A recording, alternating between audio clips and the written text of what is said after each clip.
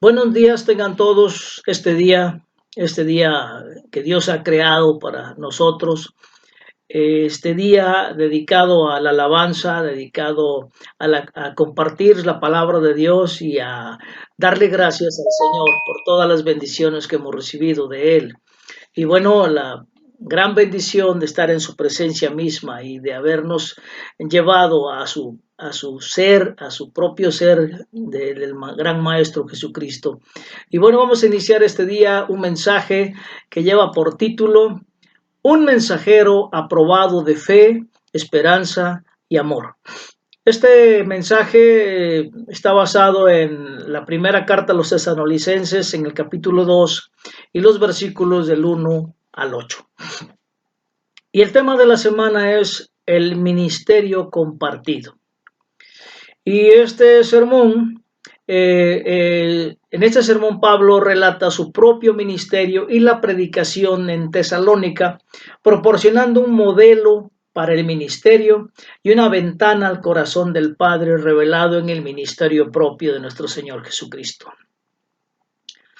Pablo y Silas habían pasado un mes en Tesalónica contándole a la gente las buenas nuevas acerca de Jesús. Y esto resultó que en la primera comunidad de la iglesia tesalónica se formara.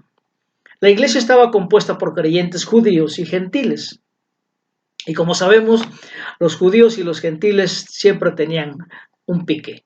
Y no pasó mucho tiempo antes de que este grupo, que adoraban al rey Jesús en lugar del favorito César, llamara la atención de la comunidad y de las autoridades locales. Esto se tradujo en una intensa persecución.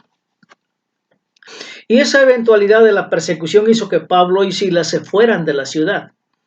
Y esta carta está escrita a esta iglesia plantada como una forma para que Pablo se reconecte con esta amada iglesia. Y Pablo escribe una carta de agradecimiento, aliento y exhortación. Pablo relata acerca de su ministerio entre los de Tesalónica y vincula cómo les ministró como un ejemplo de cómo se ministran unos a otros, lo cual está vinculado a cómo Jesús ministra entre nosotros por el Espíritu. Y Pablo declara en la introducción de su carta lo siguiente. En 1 Tesalonicenses 1:6 dice, ustedes se hicieron imitadores nuestros y del Señor. Y agrega en el capítulo 4, versículo 1, por lo demás, hermanos, les pedimos encarecidamente en el nombre del Señor Jesús que sigan progresando en el modo de vivir que agrada a Dios, tal como lo aprendieron de nosotros. De hecho, ya lo están practicando. Y bueno, como diciéndoles, debes hacerlo cada vez más, diariamente, no desmayar. Y aunque Pablo es el fundador de la comunidad, ve su propio ministerio como una participación en el ministerio de Jesús. Y de esta forma podemos mirar este pasaje para comprender cómo Pablo y sus socios del Evangelio en Tesalónica, o sea, los creyentes de ahí, estaban haciendo el ministerio. Y preguntarnos cómo deberíamos estar haciendo el ministerio en nuestras propias comunidades cristianas al participar en el ministerio del Rey Jesús entre nosotros? Esa pregunta es importante porque entonces nos deja ver que lo que pasó en Tesalónica con lo que está pasando en nuestras iglesias. También estamos plantados y llamados a participar en el ministerio de Jesús a aquellos en la comunidad y más allá. Pero aún más importante que esto, usaremos este pasaje para ayudarnos a ver un poco más de quién es Jesús en su ministerio para nosotros.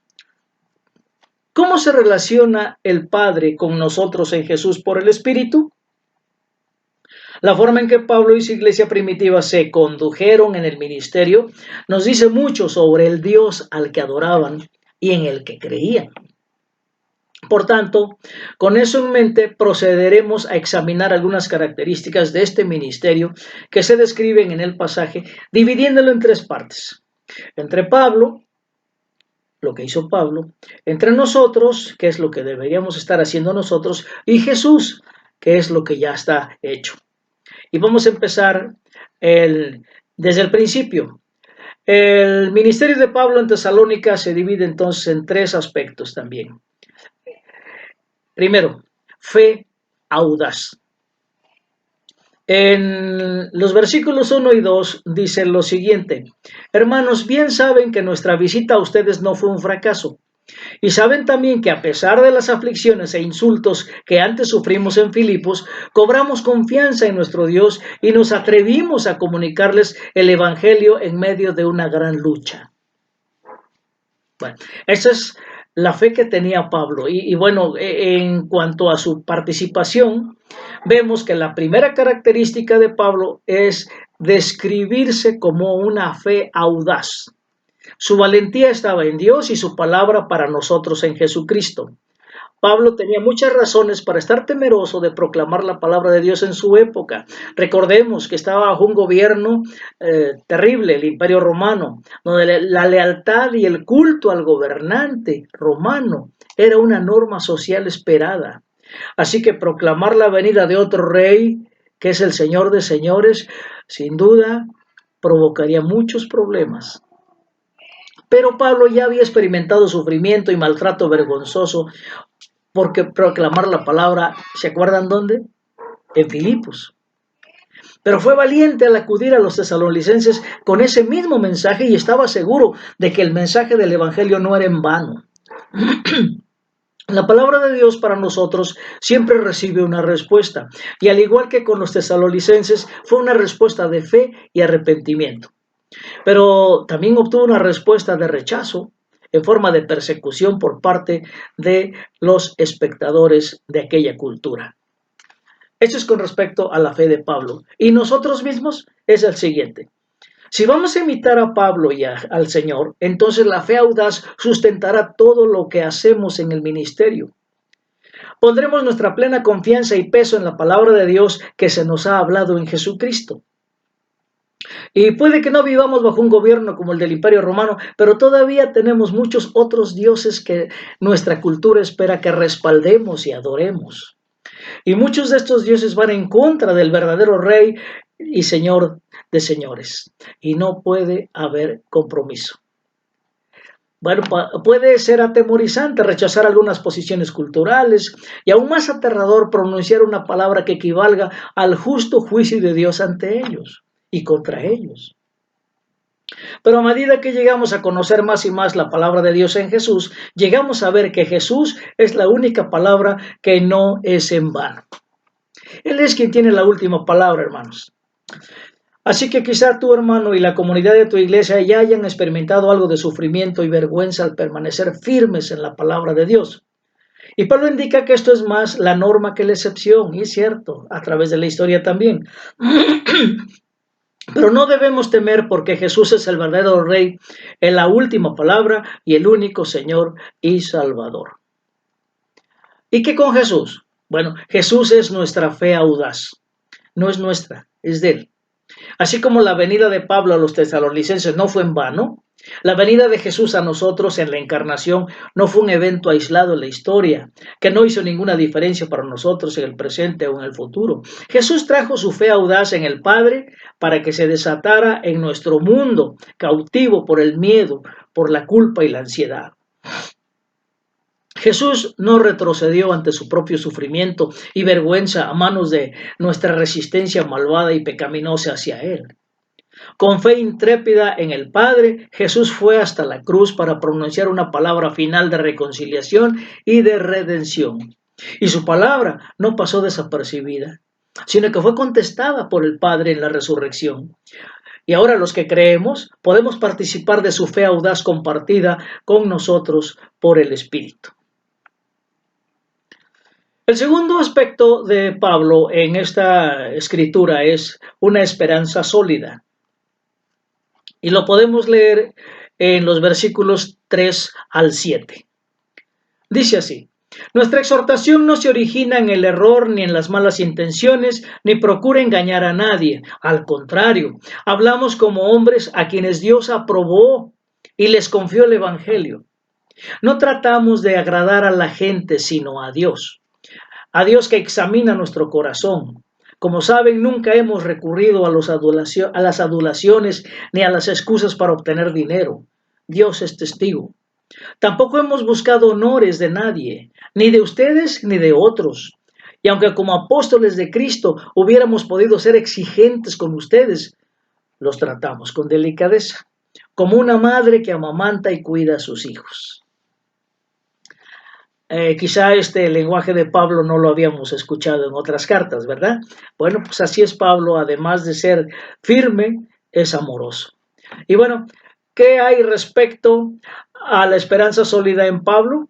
Bueno, esta segunda característica, la esperanza sólida y absoluta, nos dice que comienza Pablo diciendo que fue aprobado por Dios para que se le confiara el mensaje del Evangelio. Así que el mensaje del Evangelio es un mensaje de esperanza. Y esto cambia la orientación y el motivo de la predicación para apuntar lejos de uno mismo en la dirección de donde proviene esa esperanza. Pablo no es un predicador charlatán. Su objetivo es agradar a Dios mediante una proclamación honesta del Evangelio, no agradar a los mortales distorsionando el mensaje por interés propio. No, está motivado a compartir el mensaje de esperanza por preocupación por los demás en lugar de manipularlos para fines muy propios. No está engañando o tergiversando para hacerse popular en la opinión pública, sino que proclama el Evangelio con la esperanza que fluye en la aprobación de Dios. ¿Y qué hay de nosotros? Bueno, si vamos a imitar a Pablo y al Señor, entonces una esperanza sin concesiones establecerá nuestros motivos en el ministerio. Un desafío para las iglesias es probar y discernir si a uno se le confía el mensaje del Evangelio en un llamado vocacional. Esto debe venir con mucha oración y deliberación, ya que las consecuencias o beneficios no son insignificantes.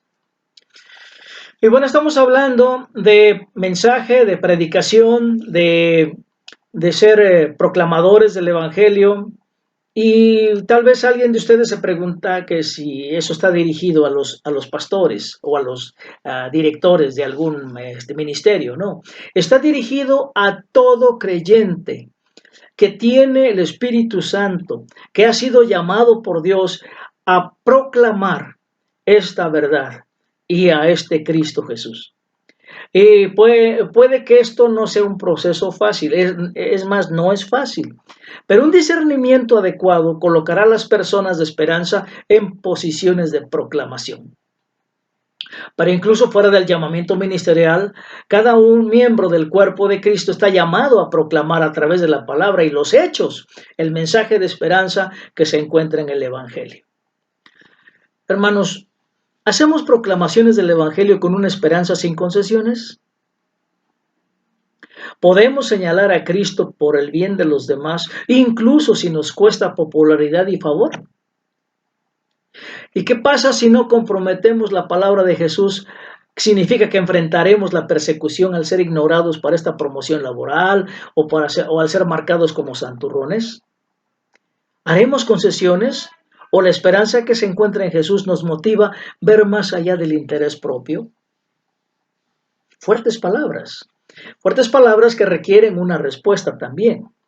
Y cuando interactuamos con otros dentro y fuera de la iglesia, hermanos, ¿los vemos como hijos del Padre, cuya verdadera esperanza está en Jesús? ¿O los vemos como obstáculos o herramientas para manipular para nuestra propia promoción? Si ejercemos el ministerio con una esperanza sin concesiones, seremos libres del deseo de tratar de manipular a otros para nuestro beneficio o nuestra preservación. La esperanza en Cristo libera nuestro deseo de controlar y manipular a los demás. Y podemos estar seguros de que todo lo que necesitamos y queremos y para lo que estamos hechos es provisto en Jesús y por Jesús en abundancia más allá de nuestra más extrema imaginación. Y con esta esperanza segura, hermanos, podemos señalar con valentía a otros a Cristo, quien también es su verdadera esperanza. ¿Y Jesús? Bueno, Jesús es nuestra esperanza sin concesiones. Todo lo que Jesús hizo en su ministerio entre nosotros, lo hizo con esperanza. Y a medida que leemos los evangelios, encontramos a Jesús como una esperanza inquebrantable. Hermanos, ¿con qué frecuencia habló Jesús con valentía frente a una intensa oposición? Casi siempre, ¿verdad? Nunca puso su esperanza en los demás ni en sí mismo. Él es el Salvador maravilloso en quien podemos apoyarnos. Y podemos confiar en que Jesús y el Padre no nos engañan ni nos ponen trampas. Hermano, puedes estar seguro en tu relación con el Dios Trino, porque nunca piensa en usarnos o manipularlos para algo que no es bueno para nosotros.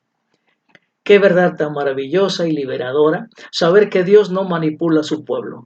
Y en Jesús vemos exactamente quién es Dios, sin trucos, sin trampas, sin distorsiones, auténtico, puro. Por eso Él es la verdad. El Padre es el mismo, Dios, el mismo Dios que vemos en Jesucristo que caminó entre nosotros. Jesús no manipuló ni engañó a nadie y no tergiversó las palabras del Padre para su propio beneficio. Todo su ministerio fue para el Padre y por el bien del mundo. Recordamos que dice, las palabras que yo hablo no son mías, son del Padre que me envió. ¿Sí? Él es la esperanza del mundo y nunca se comprometió en esa proclamación. Ahora, los que creemos podemos participar de la esperanza sólida y absoluta que nos comparte el Espíritu. Y Pablo concluye esta sección proporcionando una característica más de su ministerio que informa al nuestro mientras señala a Jesús. ¿Cuál es la tercera característica de su ministerio? El amor compartido. Veamos los versículos 7 y 8. Aunque como apóstoles de Cristo hubiéramos podido ser exigentes con ustedes, los tratamos con delicadeza, como una madre que amamanta y cuida a sus hijos, así nosotros, por el cariño que les tenemos, nos deleitamos en compartir con ustedes no solo el Evangelio de Dios, sino también nuestra vida. Tanto llegamos a quererlos. Bueno, ¿qué es de Pablo? Bueno, su tercera característica es el amor compartido. Y Pablo usa una imagen doméstica de una aya o de una nana, la niñera que se usaba en los hogares de élite de su época para criar a los niños. Esas niñeras hacían más que cuidar a los niños, porque participaban en la mayoría de las decisiones importantes para la crianza del niño en cuanto a vestimenta, alimentación y educación, y los conocían mejor que sus propios padres. Y su influencia afectaba toda la vida y el futuro del niño. La nana se involucraba íntimamente con los niños como si fueran suyos. Y así es como Pablo se relaciona con sus hijos en Tesalónica. Él fue amable con ellos y no se elevó sobre ellos con su autoridad apostólica. No fue duro ni severo con ellos, sino que los trató como si fueran sus propios hijos queridos. No los amaba solo de palabra. Su amor fue un amor compartido. Y así debe ser el nuestro. Porque una cosa es decir que amas a alguien, pero poner tu vida en una demostración activa de ese amor es otra cosa. Y para Pablo, compartir el Evangelio no era solo de palabra, sino que se equiparaba a un verdadero compartir de ellos mismos. Y no había una verdadera proclamación del Evangelio separada del compartir en lo personal.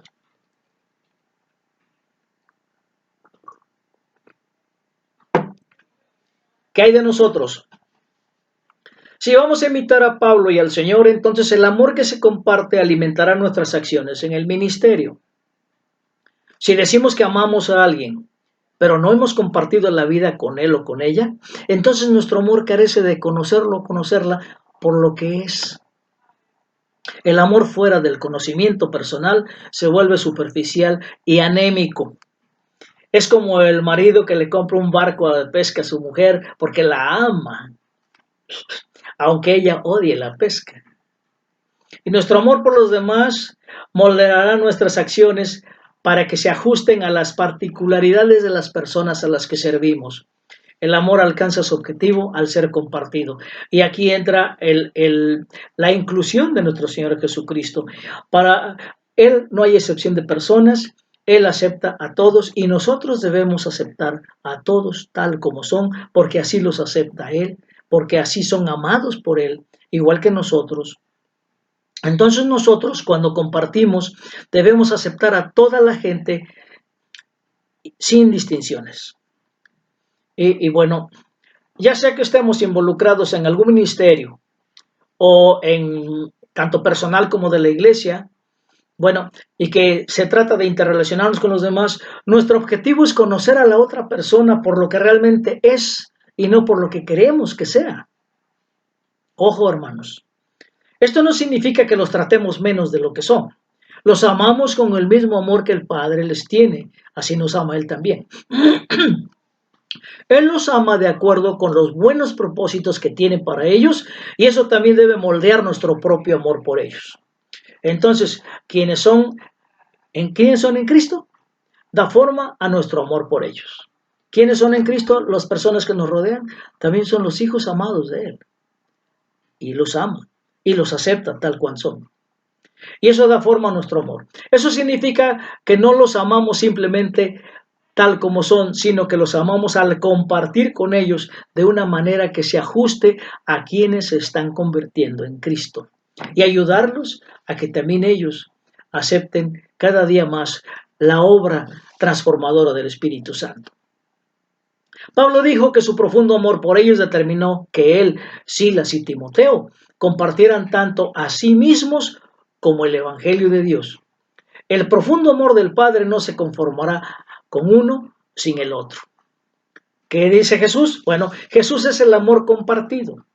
Si queremos ver cómo es el amor compartido, no busquemos más allá de Jesucristo. Jesús vivió entre nosotros, nacido en nuestra carne y sangre, para compartir la vida con nosotros, su vida eterna, su vida Zoe. Compartió nuestra humanidad llegando a conocernos de adentro hacia afuera, desde el nacimiento hasta la muerte. Y este compartir abre un camino en sí mismo para compartir su propia vida compartida de amor con el Padre por el Espíritu. Así que es en Jesús que se nos da una participación en la vida compartida de amor que ha existido por toda la eternidad como Padre, Hijo y Espíritu. Así que cuando vemos a Jesús nacer en nuestra caótica oscuridad para compartir todo nuestro sufrimiento y dolor desde el útero hasta la tumba, nos enfrentamos al mismo amor del Padre por sus hijos. El Padre ha movido cielo y tierra junto con su propio Hijo para compartir el amor con sus hijos. Y el Padre no obliga a sus hijos a relacionarse con Él, ojo, es amable con nosotros en su Hijo Jesús. Nos llama a sí mismo como hijos que nos creó para que fuéramos eso, sus hijos amados. Y Él no se relaciona con nosotros solo de palabra, sino de palabra y obra en la vida y obra de Jesucristo. Y en nuestro estudio de este pasaje llegamos a ver un patrón de fe, esperanza y amor. ¿Dónde? En el ministerio de Pablo, como un patrón para nuestro propio ministerio que fluye de la participación en el ministerio de Jesús, quien es nuestra fe audaz, la esperanza sólida y sin concesiones y el amor compartido. Hermanos, esta es una gran verdad, una gran bendición, saber que somos hijos amados de Dios y que así como al apóstol Pablo lo llevó a tal grado que el apóstol aceptó imitar a Cristo e imitarlo con todo lo que era y poniendo toda su vida en el ministerio, en el amor hacia los semejantes, a los hermanos, a las iglesias que iba formando. Entonces nosotros también debemos hacer eso. No se nos olvide tener una fe audaz, ¿recuerdan?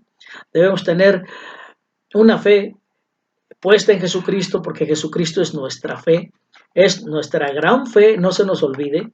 Debemos también tener presente lo que Pablo también tuvo, la esperanza sólida como segundo aspecto y por último el amor compartido. Y no se nos olvide, hermanos, que esta es una tarea. Recuerden que Mateo 28 dice que debemos ir y hacer discípulos al mundo. Y esos discípulos tienen que llegar a ser discípulos que hagan más discípulos y a que todos alcancen el propósito de Dios de compartir su propia vida con nosotros. Demos gracias. Bendito Padre y amoroso Dios, te damos gracias por el gran amor con que nos amas. Te damos gracias, Señor, porque nos anuncias estas verdades tan hermosas. Tú eres nuestra fe, tú eres nuestro gran amor, tú eres nuestra esperanza. Así que, Padre, en ti estamos tenemos puestos nuestros ojos para que nos llenes de la formación que tú quieres que tengamos y que podamos comprender al apóstol Pablo, así como a ti en Jesucristo, nuestro gran Señor y Salvador, y sabemos y estamos seguros de que podremos hacerlo porque tú estás con nosotros hasta el fin del mundo. En el nombre de Jesús, Padre Santísimo, te damos gracias, te alabamos, te bendecimos, te adoramos y en la fuerza y el poder del Espíritu Santo. Amén.